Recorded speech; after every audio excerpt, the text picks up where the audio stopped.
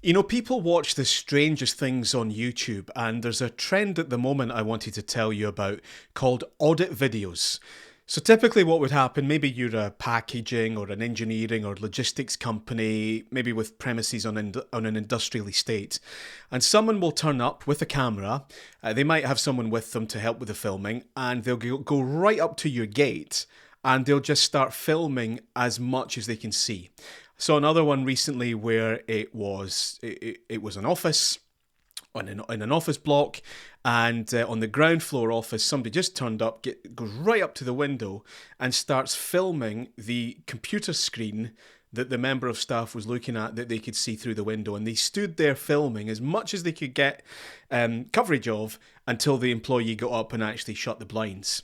And of course, quite often what happens when they turn up and start filming is they will encounter a member of staff, maybe loading something into a lorry, someone driving onto the site, and they'll just engage them in conversation. And all of this is being filmed and then posted onto YouTube. And often what quite quickly happens is that someone will say, well, you can't film here, it's private property. And they'll say, yes, I can, it's a public road, I can film any way I like. And even if they do call the police, which sometimes happens, of course, it takes the police ages to come. And then they come along. What is it you do? Well, I make YouTube videos. I film these companies. And they'll say, well, you can't go in there. Yeah, that's fine. I'll just stand here. And it all gets posted up on YouTube. And they'll name the company. If they can see the employee's name, they'll name them. They'll try and get them talking. And many of them are perfectly amicable. They're not hostile. But there's been a few where there's maybe been the business itself. Someone's maybe got a little bit annoyed or a little bit aggressive, and it can escalate a little bit. I'm telling you this because I want you to be aware that there's an increasing chance of anyone turning up with a mobile phone or a camera and starting to film as much as they can. As much as if they can see it, they can film it. And another tactic that they'll often use is that when the member of staff or security or whoever it is, when they're challenged, when they're asked, what is it you're doing here? They'll then say, oh, I've got a drone with me. I'm going to fly my drone over the top of your factory. So if you've got a yard, if you've got a car park, anything else that you're doing that I can't see from the gatehouse, from the barrier, I'm going to put my drone over the top. And again, quite often they'll do that and they'll film it. Now, I don't want to get into a debate here about privacy laws and what the rules are in this country. In any event, all that happens, even if somebody was to trespass, well, the police are going to come and they might move them on. And if there's a particularly serious breach or a serious offence, or somebody decides that it's in the public interest to prosecute, then yes, technically at some point there might be criminality, there might be an offence, there might be a fine or some sort of prosecution. But that's weeks and months away. What happens today is somebody films as much as they can, any interaction with your staff, and puts it on YouTube associated with your brand name. And I want you to be aware of that. I want you to prepare your staff, from the people on the security gate, if you have one, to the reception, to the managing director, to your rank and file employees. Anyone now could be getting put on camera and posted up on YouTube. And as I say, you can debate the rights and wrongs of that all day long. It's happening, and it's happening to companies just like yours. And they're asking questions like, well, what do you do here? Who are your big clients? Who do you supply? And it's up to you, I think, to decide, if you're asked these questions, how much are you prepared to say? And if the answer is, well, we don't want to say anything, how will you end that conversation? How will you close it down without putting your employees in a position where they feel threatened or they feel angry or, vulnerable in some way?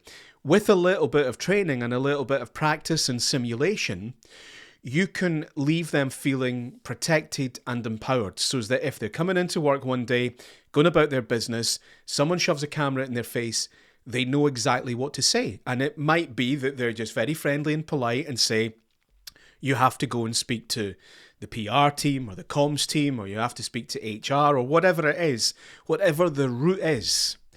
Much in the same way that, if they're sitting at a desk and the landline phone rings and it's somebody making a freedom of information request or wants to apply for a job or somebody hits a wrong number. When I worked in journalism, I would quite often reverse the last 2 digits of the phone because you get a pretty good chance you're going to hit another extension in that same building. So if I can't get through reception or the comms team, I'll just start hitting random numbers and see if I can get there that way to the person that I want to speak to. So smart businesses have a system in place that they would just refer everybody back to the front desk. They don't get drawn in to these conversations. And I think just simply briefing the team, what is the procedure? If somebody's making a nuisance of themselves, what is it that we do? So that you don't end up saying more than you mean to, or you don't end up behaving in a way that doesn't complement your brand. The problem now for so many businesses is we've all gone public with our values. We've got statements on our websites. We've got material over social media about our values. Someone turns up and just starts filming, catches us out, probably trying to catch us out. Are you really who you say you are? And do we let ourselves down? Everybody now is in that shop window, as I say, rightly or wrongly. And it might well be that in time there's new legislation. Maybe there will be more privacy legislation. But today there isn't. And these people can turn up at your premises. And like I say, there's one I saw where the guy's right up at the window filming the back of the employee who's just typing on a computer. And he's filming everything that he can see on the guy's screen. And he says, I'm doing a GDPR audit. And I mean, that's technically a GDPR breach. You've not taken steps to protect the data that's appearing on that screen. So we all have that shop window. These companies now, we don't deal with the public. Well, yes, you do. You do deal with the public, whether you like it or not. And I think, by being prepared, by practicing, by engaging the staff and saying to them, look, show them the YouTube channels. Look what happened to this company. This could happen to us. And what would we do if it did? And if you want some practice, if you want us to turn up and put your staff through some of that and then maybe give them some training or a bit of a briefing on it, then we'd be very happy to do that. Please do just get in touch. Speak to us through comsteria.co.uk, or you can give us a ring on 0141 628 8228. Thanks for watching, and I hope 2024 is a good one for you.